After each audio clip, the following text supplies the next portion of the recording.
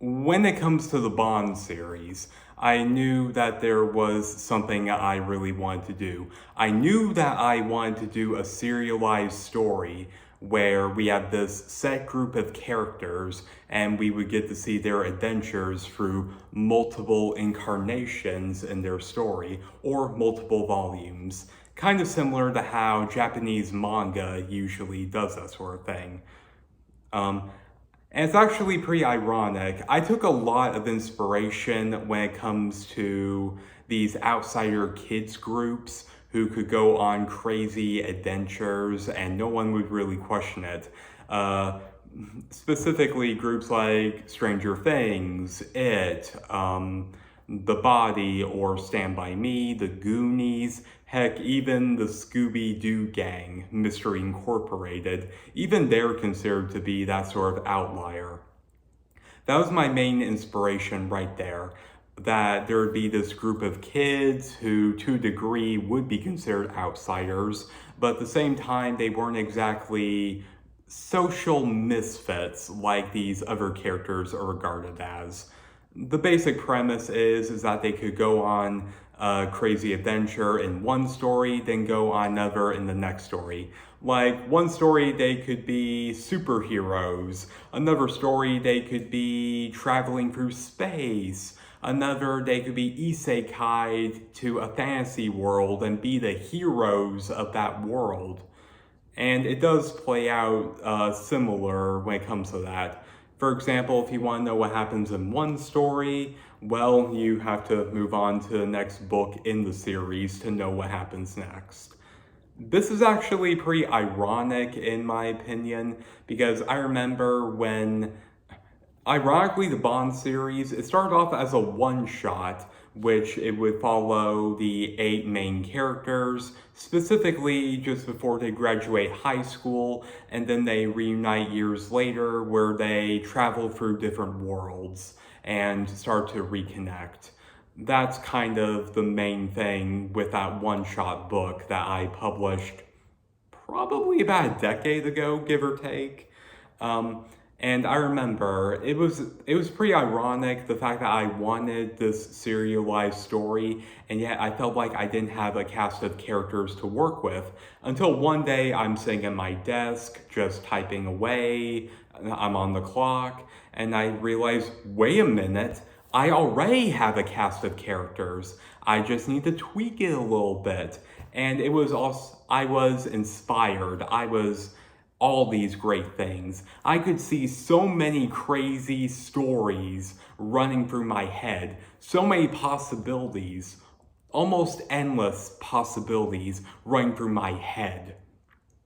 And yet at the same time, I was working, I was on the clock. I didn't have the luxury to write out all these ideas, so it was frustrating for me at the same time. As soon as I got home, I locked myself in my room. I didn't even bother with dinner, and I just wrote down every idea I could. Like, the girls, they would go on an adventure, they would travel through space, they would travel through time, they would meet real monsters, they would discover urban tales and urban myths, and all this cool stuff.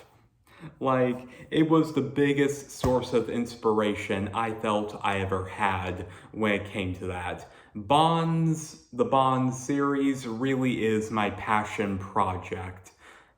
But at the same time, I'm kind of regretting it a bit how long the serialization is, but at the same time, I'm mostly happy with it. Okay, now for the girls themselves. Susanna, she is the leader. And I think that she operates more like Captain America or Senku from Dr. Stone. The fact that she knows what each of her friends are good at, what each of their wheelhouses are, and she can just say, okay, go do that, go do this. But at the same time, she's not a leader that just gives orders. She's not afraid to get dirty and bloody when she has to.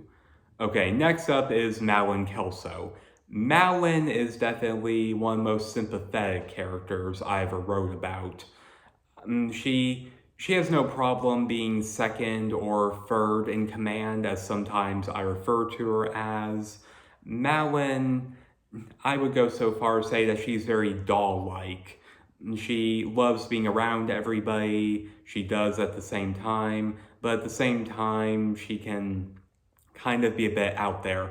I feel like I can't go too much into Madeline as a character without spoiling a lot when it comes to the story. So sadly, I don't have a lot to talk about her unless you've already read or listened to how the story goes so far. Next up is Irina Ryan. Irina is definitely the most impulsive, and I would go so far to say that she's probably the most reckless and immature, which is a bit ironic because she's technically the oldest too. Her birthday is in February 11th, I think. She's supposed to be the oldest, and yet she's the most immature and the most reckless. She's probably the most, she's your typical tomboy kind of jock character, but at the same time, she's loyal, she's devoted, she's never afraid to get in somebody's face in order to protect the rest of her friends. I wouldn't say that she's a stereotypical jock where she gets bad grades or anything, but compared to the other girls, her grades are definitely bottom of the barrel. And I think it's more of an attention thing, the fact that this doesn't catch her interest, so they kind of do have to help her. I would go so far as say that if it wasn't for certain characters that I'm about to talk about, she probably would have failed high school, but just barely. She's not stupid, it's more of a not interested thing. Okay, Colleen Keller. Every group has one. Every group has a character like this, the genius. The one that can basically throw together a bunch of garbage and make anything from it. Some of the best examples I can think of are Donatello from Ninja Turtles and Gadget from Rescue Rangers. Like, Colleen is an inventor. She can just throw together a bunch of garbage and boom, you have a supercomputer, or you have a vehicle, or you have some weapon that can defend you.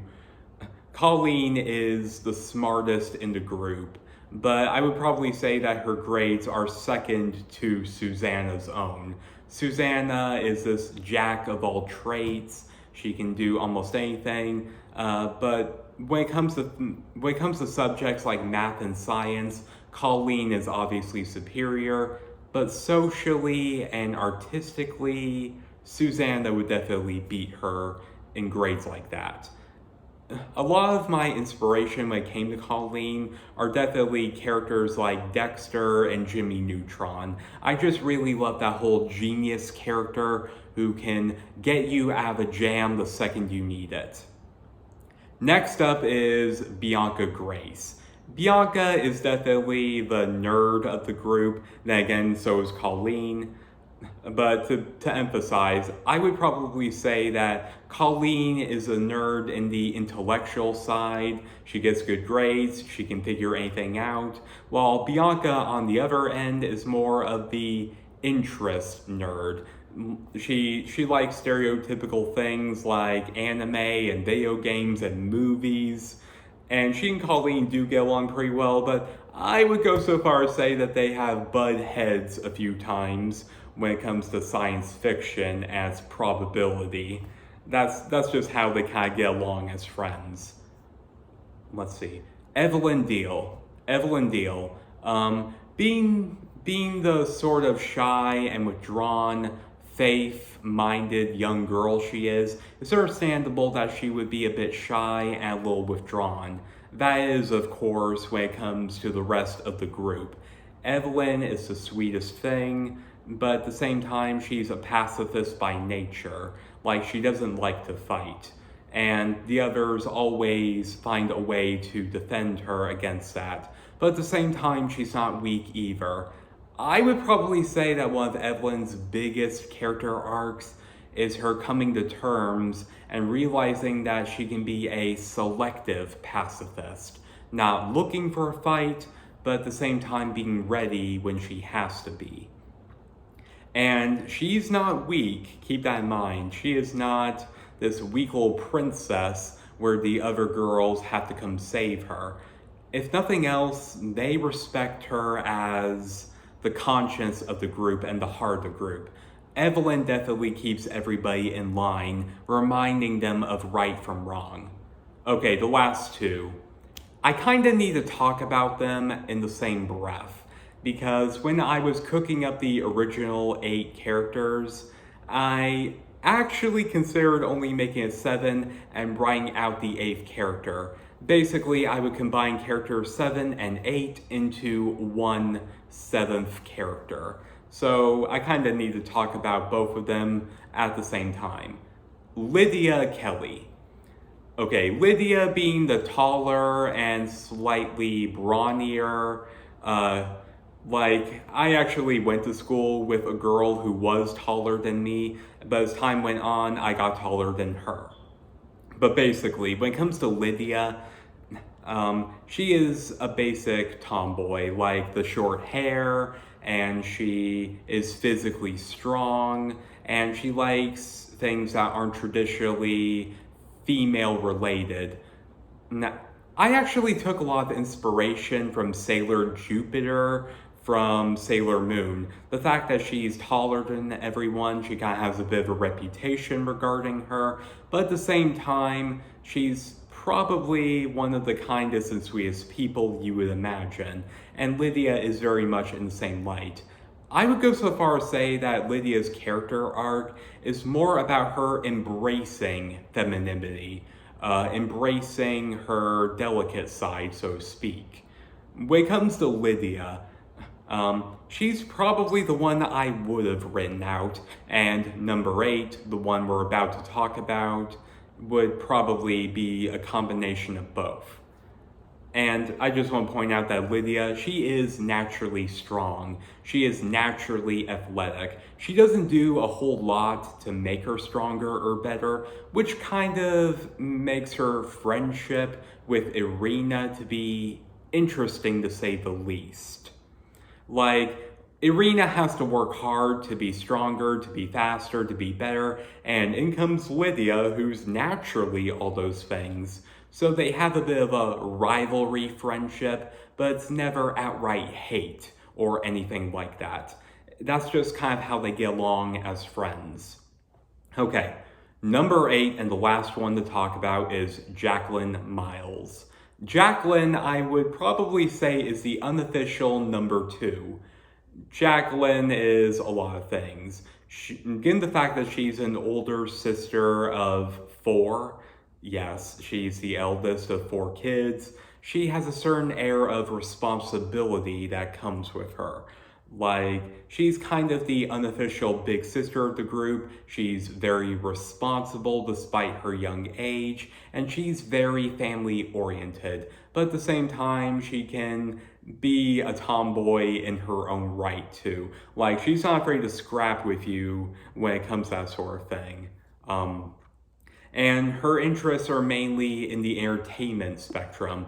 Things like theater and voice acting and things like that. Kind of the more underline when it comes to entertainment, as opposed to things like movies or TV shows or video games, that sort of thing. Jacqueline has definitely become one of my favorite characters, especially when I started giving her more nuances, gave her more of a character development in her own.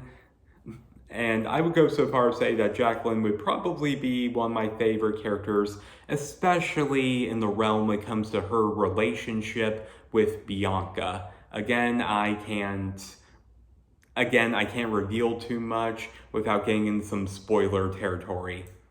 So we talked about the 8 characters. And to make things very spoiler-free, all I can really say is that these 8 girls have known each other since early childhood, 5 or 6. And They went through something incredible together, something that really makes you question and realize who your real friends are, who's going to stand by your side, who's going to protect you. And that's kind of how their friendship has lasted all these years. That's kind of one of the main things when it comes to bonds. Like one story could be about them in their childhood, the next story could be about them in their teenagehood, and the next one could be them in their early adulthood, getting their career started. It was never about that cliche thing like as they grow up, they would start to drift away from their friend group and all that. I mean, let's be honest here, that will happen eventually as you get older. But when it comes to the girls, it's never that cliche thing like, oh, we're in high school now, I'm with the popular kids, I'm too good for you. Because, as I said before, they've learned from a very young age who is really going to stand by your side when things get tough. It's never that cliche thing like you would expect. Though I will admit that they might struggle with popularity and having their 15 minutes of fame, but that's the extent of it. It's never going to drag on like you would expect in other medias. Like I said before, Bonds is really my passion project. And as I started writing more and more stories, I even started to wonder what would be like if my characters were in a specific situation. Like, I can see my characters in the place of Ron, Harry, and Hermione going on the Horcrux hunt. I can also see them in the place of the Straw Hat Pirates staring down CP9 at Ennie's lobby. Like, that's how it works in my head now. I see my characters and I think to myself, what would they do in this situation? How would they deal with these bad guys? How would they deal with this situation? Etc., etc. And that's really where I got excited. It almost feels like my own personal fan fiction, to be honest, because that's kind of how it started. Like, I wrote all these great stories, some of them I kept, some I didn't, some were published into final drafts, some probably won't be published. In essence, it really was this big fan fiction thing, and seeing what works and what didn't, and that led to story arcs, that led to character development, that led to all these crazy storylines. Travel through space, time travel, zombie apocalypse, superheroes, isekai world, or even something mundane like your first day of school, or dealing with the drama of dating, etc., etc. Like, one story will get you all hyped, and the next story is where things kind of calm down a little bit. Like, that was kind of my big thing when it came to all that. Like, imagine these friend groups that we see from Stranger Things or The Goonies or It, and actually taking time to show them as people. That was kind of the main takeaway. Like, in one story, they could be chased by zombies or meeting real monsters, and the next they could be cramming for exams or having a sleepover. That was the main takeaway when it came to Bonds. But compared to my other stories, Bonds really is my passion project. So I hope that you give it a try. There's a link in the description if you want to give it a read or a listen. Thank you so very much, and have yourself a good day.